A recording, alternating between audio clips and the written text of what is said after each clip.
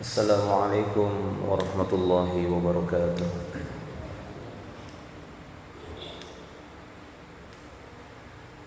Innal hamdalillah nahmaduhu wa nasta'inuhu wa nastaghfiruh wa na'udzu billahi min shururi anfusina wa min sayyiati a'malina. Man yahdihillahu fala mudilla lahu wa man yudlil fala hadiya lahu. أشهد أن لا إله إلا الله وحده لا شريك له وأشهد أن محمدا عبده ورسوله يا أيها الذين آمنوا اتقوا الله حق تقاته ولا تموتن إلا وأنتم مسلمون يا أيها الناس اتقوا ربكم الذي خلقكم من نفس واحدة وخلق منها زوجها وبث منهما رجالا كثيرا ونساء واتقوا الله الذي تساءلون به والأرحام إن الله كان عليكم رقيبا. أما بعد معاشر المسلمين إخواني في الدين rahimani wa rahimakumullah jami'an. Alhamdulillah, kita bersyukur kepada Allah Subhanahu wa taala atas segala limpahan karunia dan nikmat yang masih diberikan kepada kita semua. Allah Subhanahu wa taala masih menjaga kita di atas dinnya, di atas agamanya yang lurus. Allah Subhanahu wa taala masih memberikan kesempatan bagi kita semua di pagi hari ini untuk melaksanakan di antara perintah-perintah Allah Subhanahu wa taala, dan kita dapat berjumpa kembali di majelis ilmu ini atas segala kenikmatan-kenikmatan yang sulit bagi kita semua untuk membalas nikmat tersebut. Akan tetapi kita diperintahkan untuk bersyukur kepada Allah Subhanahu wa taala dengan semaksimalnya, sehingga kita tercatat sebagai hamba-hamba yang bersyukur kepada Allah Subhanahu wa taala. Para jemaah kaum muslimin yang dimuliakan Allah Subhanahu wa taala, Allah Subhanahu wa taala memberikan ujian demi ujian kepada orang-orang beriman, kepada orang-orang yang telah memeluk dinul Islam. Apakah itu dengan kesedihan ataukah itu dengan kegembiraan? Ujian dari Allah Subhanahu wa taala tidak hanya berupa kesedihan saja yang menyebabkan seorang menangis. Ujian-ujian Allah Subhanahu wa taala kepada manusia, khususnya kepada orang-orang yang beriman, tidak hanya berkaitan dengan perkara-perkara musibah. Bahkan kegembiraan yang Allah taala berikan yang menyebabkan mereka tertawa dikarenakan kegembiraan yang Allah Subhanahu wa taala berikan kepada mereka, ini juga merupakan ujian. Kenikmatan demi kenikmatan ini merupakan ujian. Allah Subhanahu wa taala ingin menguji siapakah di antara mereka yang benar-benar bersyukur kepada Allah Subhanahu wa taala dengan kegembiraan, kesenangan yang telah Allah Subhanahu wa taala berikan kepada mereka. Seperti firman Allah Subhanahu wa taala di dalam Al-Qur'an, dalam surat Al-Anbiya ayat yang ke-35. Di sana Allah Subhanahu wa taala berfirman, kullu nafsin za'iqatul maut wa nabluukum bisyarri wal khair fitnah wa ilaina turja'un. Allah Subhanahu wa taala menyebutkan bahwasanya setiap yang berjiwa itu akan merasakan kematian, dan kami menguji kalian dengan kesedihan, dengan keburukan, dan dengan kegembiraan, dengan kesenangan. Wa nabluukum bisyarri wal khairi fitnah, dan ini sebagai satu fitnah, yaitu satu ujian, ibtila. Jadi kami memberikan ujian kepada kalian berupa kesenangan yang menyebabkan kalian gembira dan tertawa, dan demikian juga kami menguji kalian dengan keburukan, rasa takut yang membuat kalian bersedih dan semisalnya. Maka para jemaah yang dimuliakan Allah Subhanahu wa taala, sedih dan gembira Ini merupakan ujian yang datang dari Allah Subhanahu wa taala. Yang mana terkadang kesedihan itu menyebabkan seorang menangis. Demikian juga kegembiraan yang terkadang menyebabkan orang tersebut tertawa dengan kegembiraan itu. Dan sesungguhnya kedua hal tersebut yang menjadikan manusia ini menangis dan menjadikan manusia ini tertawa, ini merupakan di antara kekuasaan dan perbuatan Allah Subhanahu wa taala. Seperti firman Allah Subhanahu wa taala yang disebutkan di dalam surat An-Najm, Allah Subhanahu wa taala berfirman, "Wa annahu huwa adhaka wa abka." Wa annahu huwa adhaka wa abka. Dan sesungguhnya dialah Allah Subhanahu wa taala yang membuat manusia itu tertawa dan yang membuat manusia itu menangis. Allah Subhanahu wa taala yang menciptakan tertawa dan yang menciptakan menangis. Sebagaimana Allah Subhanahu wa taala juga selanjutnya menyebutkan wa annahu huwa amata wa ahya, dan sesungguhnya dialah yang telah mematikan dan menghidupkan, wa annahu huwa aghna wa aqna, dan dialah Allah Subhanahu wa taala yang memberikan kekayaan dan yang mencukupi kebutuhan-kebutuhan manusia. Jadi lihat bagaimana Allah Subhanahu wa taala menyebutkan wa annahu huwa aghna wa aqna, dan sesungguhnya Allah Subhanahu wa taala yang memberikan kekayaan, tapi Allah Subhanahu wa taala tidak menyebutkan dialah yang memberikan kemiskinan. Wa annahu huwa aghna wa aqna. Allah Subhanahu wa taala yang memberikan kekayaan dan Allah lah yang memberikan kecukupan kepada manusia. Sehingga menurut Allah Subhanahu wa taala tidak ada seorang pun yang Allah miskinkan, akan tetapi Allah Subhanahu wa taala mencukupi kebutuhannya. Allah Subhanahu wa taala mencukupi kebutuhannya. Manusia saja yang selalu merasa miskin, padahal mereka adalah manusia yang paling kaya. Allah Subhanahu wa taala telah mencukupi mereka, kebutuhan-kebutuhan mereka, keinginan mereka, dari jasad mereka telah dicukupi oleh Allah Subhanahu wa taala. Baik, kembali kepada firman Allah Subhanahu wa taala, wa annahu huwa adhaka wa abka, dan dialah yang telah menciptakan nangis dan tertawa. Maka berkaitan dengan menangis ataupun tertawa, ini tidaklah terjadi melainkan karena kedua hal yang kita sebutkan di awal tadi. Apakah sebabnya karena kesenangan dan kegembiraan, ataukah sebabnya karena satu kesedihan ataupun kedukaan yang menyebabkan seorang menangis, yang menyebabkan seorang gembira, tertawa. Para jemaah yang dimuliakan Allah Subhanahu wa taala. Oleh karena itu di sini akan kita sebutkan beberapa hal yang berkaitan dengan menangis ataupun tertawa, yang terkadang ini bisa menyebabkan kekuatan iman dan terkadang ini bisa menyebabkan kelemahan iman. Ini bisa menyebabkan kekuatan iman dan bisa menyebabkan kelemahan iman. Apa di antaranya? Yaitu berkaitan dengan ad-dhahik, berkaitan dengan tertawa.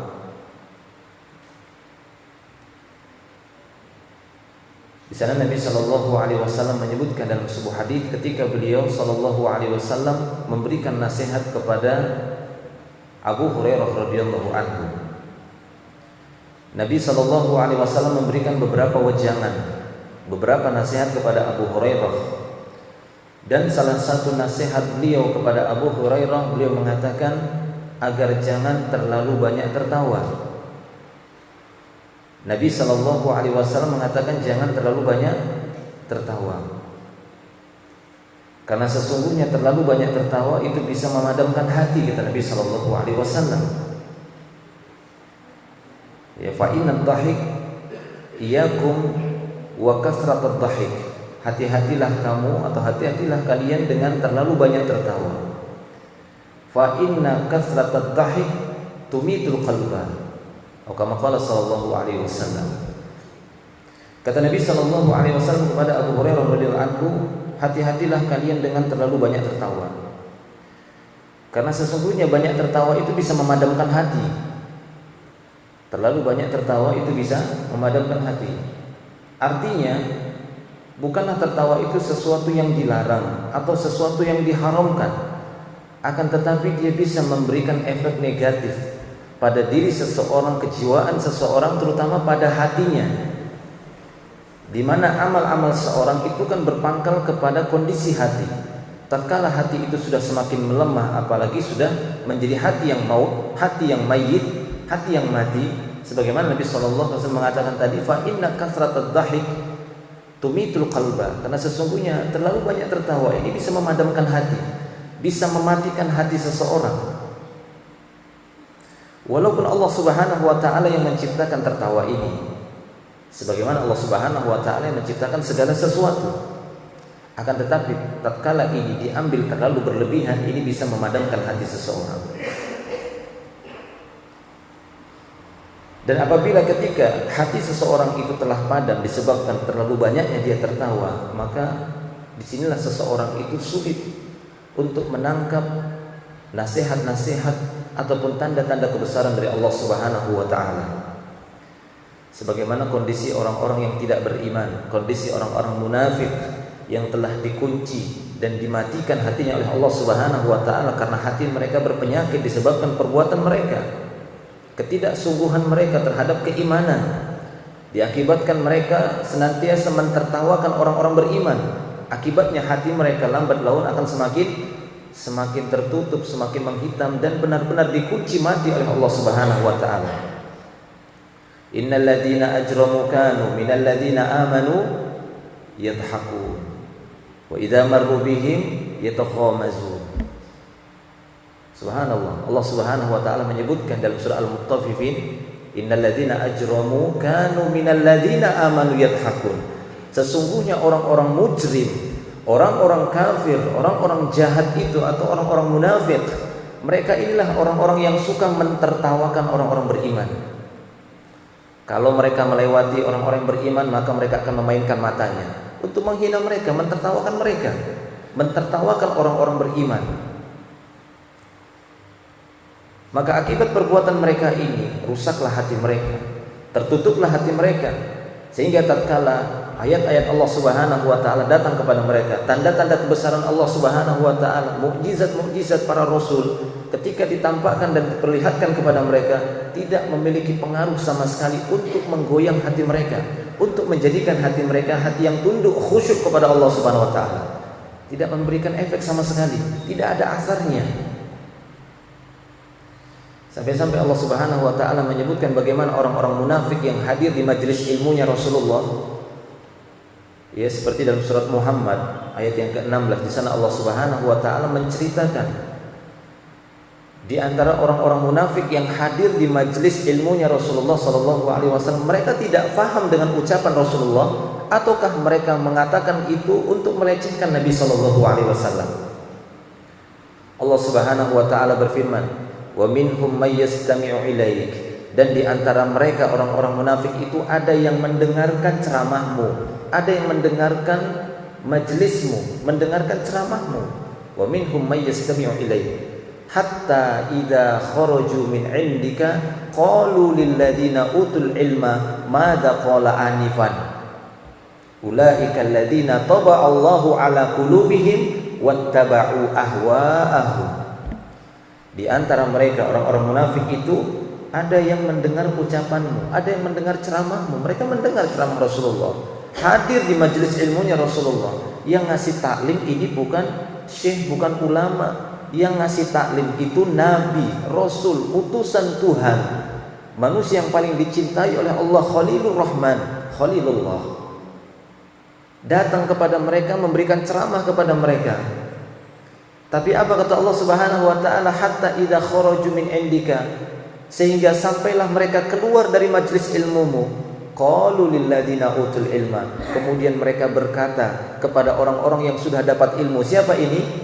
Orang-orang beriman, para sahabat. Qalu lil ladzina utul ilma, mereka pun berkata, berdialog, bercerita kepada orang-orang yang sudah dapat ilmu dari majelis Rasulullah. Apa ucapan mereka? Madza qala anifan, apa sih yang diomongi orang itu tadi? Apakah ya sampai madza qala anifan, apa yang diucapkan oleh dia tadi itu, apa ucapannya? Subhanallah. Maka ini ada dua kemungkinan, benar-benar mereka enggak paham, dikunci mati hatinya oleh Allah sehingga mereka tidak paham apa yang diucapkan ya Sayyidul Bashar, yaitu penghulunya manusia, Nabi SAW. Mereka tidak paham. Ini kemungkinannya pertama. Kemungkinan yang kedua, Mereka hanya sebatas untuk mentertawakan Nabi Shallallahu Alaihi Wasallam, untuk melecehkan Nabi, sehingga orang-orang pun mengatakan, Nabi nggak bisa memahamkan orang. Nabi Shallallahu Alaihi Wasallam tidak bisa membuat manusia paham. Untuk apa dia diutus? Kalau orang-orang yang dia sampaikan tidak juga paham, sehingga mereka mengatakan, "Ma'adha qala anifan?" Apa tadi yang diucapkan? Tadi itu apa ya? Ngomong apa tadi itu? Lupa ngomong apa? Subhanallah, Nabi Shallallahu Alaihi Wasallam. Maka ada dua kemungkinan. Dan kemungkinan yang paling kuat itu benar-benar Allah Subhanahu wa taala telah mengunci mati hati mereka. Karena ayat setelahnya Allah Subhanahu wa taala menyebutkan ulaikal ladzina taba'allahu ala qulubihim. Mereka inilah orang-orang yang telah dikunci mati hatinya oleh Allah Subhanahu wa taala. Wattaba'u ahwa'ahum. Kenapa? Karena mereka senantiasa ittiba kepada hawa nafsu mereka. Seorang kalau sudah hatinya terkunci, maka bukan hati yang menjadi ikutannya, akan tetapi hawa nafsunya lah yang akan menjadi ikutannya. Kemana dia akan pergi? Apa yang dia ikuti? Dorongan siapa? Bisikan-bisikan yang mana yang akan dia ikuti? Ketika hati ini sudah terkunci mati. Karena sesungguhnya Allah Subhanahu wa taala memberikan hidayah, memberikan cahayanya, petunjuknya itu bukan pada hawa nafsu manusia, akan tetapi Allah memberikannya pada hati manusia. Disitulah Allah Subhanahu wa taala meletakkan hidayah di dalam hati yang senantiasa berbolak-balik. Tatkala ini sudah dikunci mati oleh Allah Subhanahu wa taala, maka kemanakah manusia akan mencari bisikan? Kemanakah manusia akan mencari ikutan? Kecuali kepada hawa nafsu ataupun kepada waswas syaitan. Kesanalah dia akan berkiblat, kesanalah dia akan terdorong. Akhirnya apa? Jauh dia dari hidayah Allah Subhanahu wa taala, jauh dari jalan yang lurus. Akibatnya inilah sebab-sebab mereka tersesat dari jalan Allah Subhanahu wa taala, wal a'yadzu billah. Maka para jemaah yang dimuliakan Allah Subhanahu wa taala, ataupun mereka memang kedua-duanya, hati mereka sudah dikunci mati sehingga mereka enggak paham apa yang dibicarakan oleh Rasulullah sallallahu alaihi wasallam, sehingga mereka pun membuat makar tipu daya untuk menjadikan orang lari dari agama Allah, yasuddunan nas an sabilillah. Mereka ingin memalingkan manusia dari jalan Allah Subhanahu wa taala. Ya, caranya seperti itu. Bertingkah laku seakan-akan tidak paham, ya. Kemudian orang-orang menganggap Rasulullah tidak bisa memahamkan manusia. Bahkan tidak hanya kepada Nabi sallallahu alaihi wasallam, ini pernah terjadi kepada Khatibul Anbiya. Kenal siapa Khatibul Anbiya? Khatibnya para nabi siapa? Khatibnya para nabi. Nabi itu kan memang semuanya mahir, ya, memang diberikan keutamaan oleh Allah Subhanahu wa taala, memiliki apa gitu ya, ucapan-ucapan yang sangat balighah. Ya, ucapan yang sangat bagus. Akan tetapi di antara mereka juga ada yang paling bagus ucapannya. Dan dijuluki sebagai Khatibul Anbiya. Siapa Khatibul Anbiya? Khatibnya para nabi. Kalau berceramah subhanallah, Nabi selalu memuji dia. Ketika disebutkan namanya di hadapan Nabi, seperti yang diriwayatkan oleh Imam Hakim, tatkala nama Nabi ini disebutkan di hadapan Rasulullah, Rasulullah akan mengatakan Khatibul Anbiya, seperti yang disebutkan oleh Al-Imam Al-Hakim dalam Mustadraknya. Setiap kali Nabi SAW diucapkan, disebutkan orang tersebut, Nabi tersebut, beliau akan mengatakan Khatibul Anbiya, khatibnya para Nabi. Nabi siapa? Nabi siapa? Hah? Ada yang tahu? Nabi, ya, seorang Nabi yang buta matanya. Dia buta matanya. Diutus kepada satu kaum yang suka berbuat tatfif, ya, suka berbuat curang dalam masalah timbangan dan takaran, suka berbuat syirik dan suka mengganggu orang di jalanan. Ini memang diantara penyimpangan kaumnya. Berbuat syirik, mengganggu orang di jalan, berbuat tatfif itu ya, berbuat curang di dalam berdagang, nimbang itu suka buat curang. Makanya ada surah Al-Mutaffifin. Ya, ini kaumnya yang mendahului pertama sekali, kaum Nabi ini. Siapa? Kaum Nabi Syuaib, ya, Nabi Syuaib, seorang Nabi yang juga dia ya buta, seperti yang disebutkan oleh para sahabat. Dia seorang yang buta, akan tapi memiliki retorika yang cukup bagus. Khatibnya para nabi, bagus sekali, indah sekali perkataan dan ucapannya. Beliau saja sampai sering sekali memuji Nabi Syuaib. Nah, ikhwani fiddin rahimani wa rahimakumullah. Tapi apa yang Allah Subhanahu wa taala sebutkan dalam surat Hud itu? Ucapan kaumnya Nabi Syuaib kepada ceramah-ceramahnya, nasihat-nasihat Nabi Syuaib. Ketika Nabi Syuaib datang kepada mereka memberikan nasihat kepada mereka, qalu, mereka berkata, "Ya Syuaib, ma nafqahu mimma taqul." Ya Syuaib, ma nafqahu mimma taqul. Wa inna lanaraka dha'ifan. Hai Syuaib, kami enggak paham dengan apa yang kamu ucapkan. Subhanallah. Ini ucapan kaumnya Nabi Syuaib ketika Nabi Syuaib memberikan nasihat kepada mereka. Rasulullah SAW sendiri mengatakan khatibul anbiya, khatibnya para nabi. Tapi tatkala Nabi Syuaib, seorang nabi yang juga dia buta pada saat itu, ketika datang kepada kaumnya, memberikan nasihat kepada kaumnya, menyebutkan tentang ayat-ayat Allah Subhanahu wa taala dengan bahasa yang paling bagus. Tapi apa jawaban kaumnya Nabi Syuaib? Mereka mengatakan, "Ya Syuaib, ma nafqahu mimma taqul." Kami enggak paham dari apa yang kamu ucapkan. Tidak paham. Subhanallah. Ini kemungkinan juga dua seperti orang-orang munafik yang hadir di majelis ilmu Rasulullah sallallahu alaihi wasallam. Nah, ikhwan fillah rahimani wa rahimakumullah wa iyyakum jami'an. Oleh karena itu Nabi sallallahu alaihi wasallam menyebutkan, "Iyyakum wad-dhahik." Iyyakum wa kathratad dhahik. Hati-hatilah kalian dengan banyak tertawa. Fa inna kathratad dhahik tumitul qalba, karena sungguhnya terlalu banyak tertawa itu bisa memadamkan hati. Tapi justru Nabi sallallahu alaihi wasallam banyak menangis. Dibandingkan tertawa dan menangis, bukan berarti beliau tidak pernah tertawa, pernah. Akan tetapi dibandingkan menangis, lebih banyak menangisnya Nabi sallallahu alaihi wasallam. Sampai-sampai Nabi sallallahu alaihi wasallam menyebutkan dalam beberapa hadis dengan berbagai redaksi yang maknanya hampir serupa. Nabi sallallahu alaihi wasallam menyebutkan di hadapan para sahabat, "Walladzi nafsu Muhammadin biyadi, law ra'aitum ma ra'aitu la dhahiktum qalilan wala bakaitum katsira."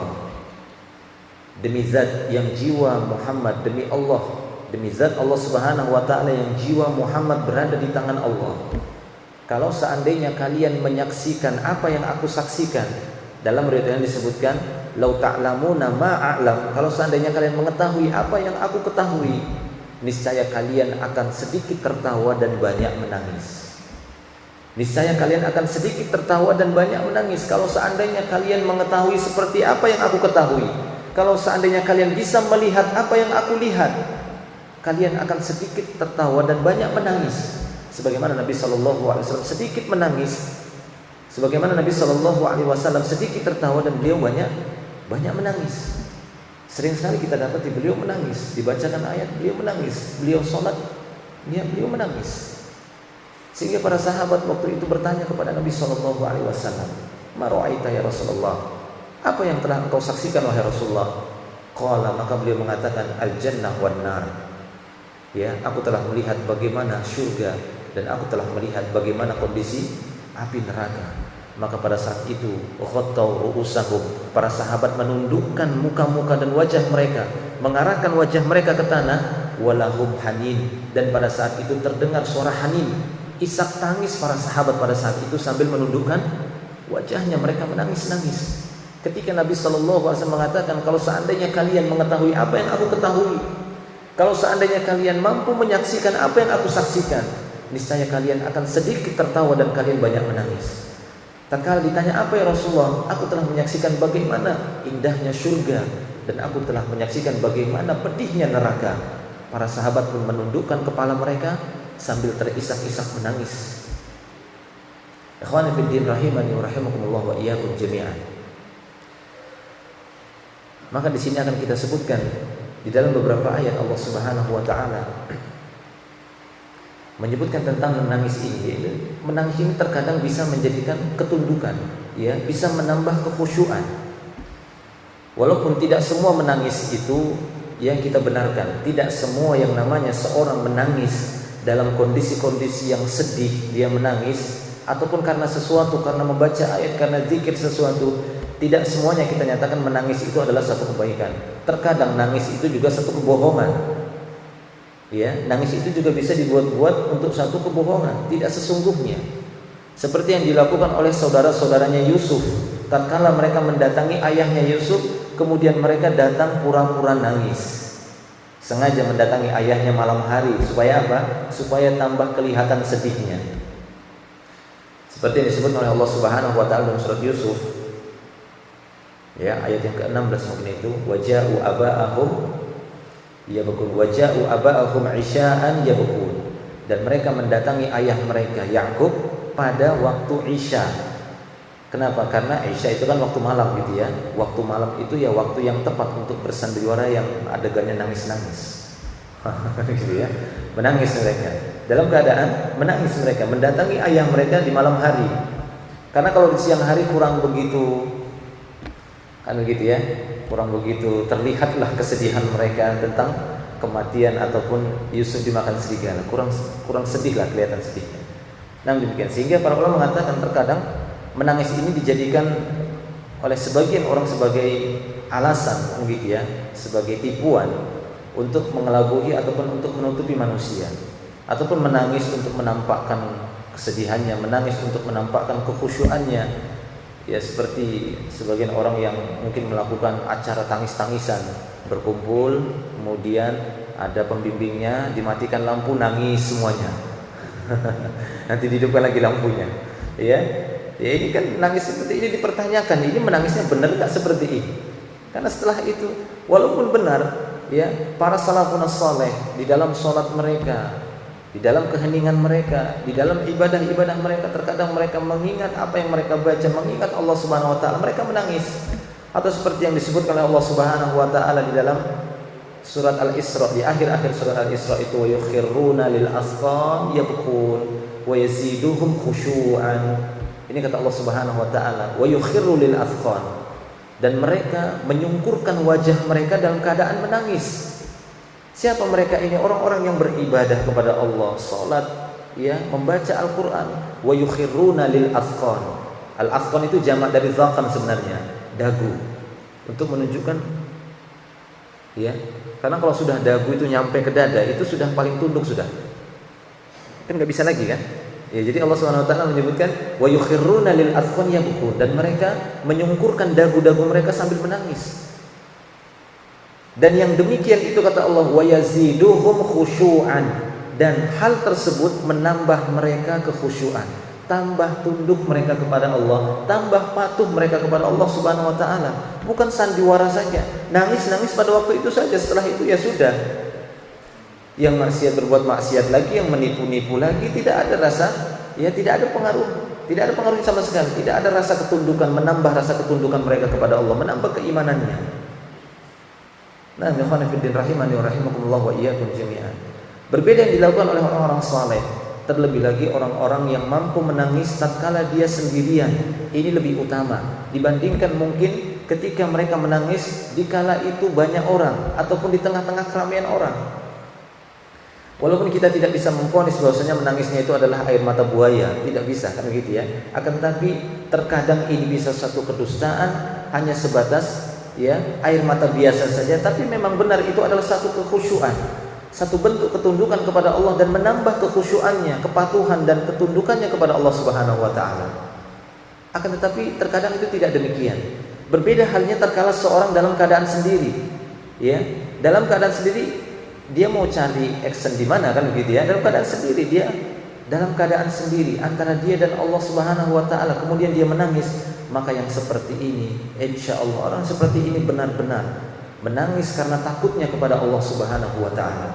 Seperti yang disebutkan oleh Nabi sallallahu alaihi wasallam dalam sebuah hadis yang sahih. Di antara 7 orang yang akan mendapatkan naungan pada hari kiamat nanti. Dan yang terakhir Nabi sallallahu alaihi wasallam menyebutkan rajulun dzakarallaha khaliyan fafadat ainah. Di antara orang-orang yang akan mendapat naungan pada hari kiamat nanti, di mana tidak ada naungan kecuali perlindungan Allah Subhanahu wa taala, adalah seorang dalam keadaan sendiri. Ketika dia mengingat Allah dalam keadaan sendiri, maka meneteslah air matanya. Subhanallah. Ya, rajulun dzakarallaha khaliyan, seorang yang mengingat Allah dalam keadaan sendiri, bukan dalam keadaan ramai, tapi dalam keadaan sendiri dia mengingat Allah, fafadat ainah, sehingga meneteslah air matanya. Kenapa ini? Min khasyatillah, karena takutnya kepada Allah Subhanahu wa taala. Sampai-sampai dalam sebuah hadis Nabi SAW menyebutkan bahwasanya ainani la tamussuhuman nar, ada dua mata yang tidak akan mungkin disentuh oleh api neraka. Ada dua mata yang tidak mungkin disentuh oleh api neraka. Apa dua mata tersebut? Yang pertama kata Nabi SAW, ainun bakat min khasyatillah, yaitu mata menangis karena takutnya kepada Allah Subhanahu wa taala. Ini mata yang tidak akan disentuh oleh api neraka. Ainun bakat min khasyatillah. Ainun bakat min khasyatillah, yaitu mata yang menangis karena takutnya kepada Allah Subhanahu wa taala. Ini yang pertama. Yang kedua kata Nabi SAW, ainun batat tahrusu fisabilillah, yaitu mata yang berjaga-jaga ketika jihad fisabilillah. Ya, karena orang jihad fisabilillah itu ya matanya nggak tidur, kalau tidur habis dia. Ya, jadi kedua mata ini tidak akan disentuh oleh api neraka. Mata yang dalam keadaan sendirian dia meneteskan air mata karena takutnya kepada Allah Subhanahu wa taala, ataupun mata yang berjaga-jaga ketika berjihad di jalan Allah Subhanahu wa taala. Nah, ikhwani fillah rahimani wa rahimakumullah wa iyyakum jami'an. Ya, walaupun kita katakan ini suatu hal yang kurang bagi seorang yang beriman tatkala disampaikan kepadanya hal-hal yang membuat dia menangis, tapi dia tidak juga menangis, maka ini perlu dipertanyakan juga. Kan begitu ya? Ini perlu dipertanyakan juga. Seorang yang beriman kepada Allah Subhanahu wa taala, tatkala datang ayat-ayat Allah, berita-berita dari Allah Subhanahu wa taala, dari Al-Qur'an, dari Islam, tapi tidak membuat mereka menangis, maka ini pun dipertanyakan. Seperti firman Allah Subhanahu wa taala di akhir-akhir surat An-Najm. Allah taala berfirman, "Afamin hadzal hadithi ta'jabun wa tadhakuna wa la tabkun wa antum samidun fasjudu lillahi wa'budu." Kata Allah Subhanahu wa taala, "Afamin hadzal hadits ta'jabun?" Apakah kalian merasa takjub dengan berita ini? Yaitu berita hari kiamat. Ya, orang-orang merasa takjub bahwasanya hari kiamat itu begini-begini. Merasa takjub. Afamin hadzal hadits ta'jabun wa tadhakuna wa la tabkun, tapi kalian justru malah tertawa dan tidak menangis sama sekali. Diceritakan tentang kejadian dahsyatnya hari kiamat, malah tertawa. Waliyadzubillah. Wala tabkun, dan tidak menangis sama sekali. Wa antum samidun, dan pada saat itu kalian dalam kondisi tenang, dalam kondisi yang lapang. Maka Allah Ta'ala mengatakan, fasjudu lillahi wa'budu, maka sujudlah kalian kepada Allah dan beribadahlah hanya kepada Allah Subhanahu wa taala. Ini satu hal yang dipertanyakan. Ya, ketika berita-berita tentang yang sangat dahsyat, berita hari kiamat, berita-berita tentang neraka, kemudian tidak menyebabkan seorang menangis, justru mereka tertawa, apalagi sampai melecehkan seperti perbuatan orang-orang kafir dan munafik, maka sungguh ini suatu hal yang dipertanyakan. Bagaimana kondisi keimanan kita kepada Allah Subhanahu wa taala, yang mana orang-orang soleh sebelum kita, mereka itu menangis, mereka itu bersedih, mereka itu sampai meneteskan air mata, bersujud di hadapan Allah ketika mereka mendengar ayat-ayat Allah yang bercerita tentang neraka, bercerita tentang syurga, bercerita tentang keagungan Allah, seperti yang dilakukan oleh Nabi Sallallahu Alaihi Wasallam kepada para sahabat-sahabatnya ataupun orang-orang soleh yang mendahului kita. Nah, khonifidin rahimani wa rahimakumullah wa iyyakum jami'an. Jadi menangis ini juga merupakan bagian dari afdholiyah, ya, bagian dari keutamaan. Walaupun di sana kita pisah menangisnya yang bagaimana, karena sesungguhnya ada orang-orang yang menangis kemudian dengan tangisan tersebut bertambah kekhusyuan karena takutnya kepada Allah Subhanahu wa taala. Bahkan dengan sebab nangisnya itu dia masuk ke dalam surga. Ya, mata yang menangis karena takutnya kepada Allah, artinya apa? Berarti tidak disentuh api neraka. Ya, konsekuensinya dia akan masuk ke dalam surga Allah Subhanahu wa taala dengan sebab tangisannya. Maka para jemaah yang Allah Subhanahu wa taala, wa annahu huwa adhaka wa abka, dan sesungguhnya dialah yang menciptakan tertawa dan dialah yang telah menciptakan menangis. Oleh karena itu, maka ya bergantung kepada si hamba tersendiri, ya hambanya itu sendiri, bahwasanya tertawanya itu karena sebab apa, kemudian bagaimana dia tertawa, kemudian menangisnya itu karena sebab apa dan dengan apa dia menangis. Maka inilah yang akan menjadi ujian dari setiap hamba yang Allah Subhanahu wa taala berikan kepada masing-masing orang. Tapi mungkin ini saja yang bisa kita sampaikan, semoga bisa menjadi nasihat bagi kita semua dan menjadi tambahan ilmu yang bermanfaat bagi kita semua. Ini saja, wa akhiru da'wana Alhamdulillah, subhanallahi wa bihamdihi, asyhadu an la ilaha illa anta, astaghfiruka wa atubu ilaik. Assalamualaikum warahmatullahi wabarakatuh.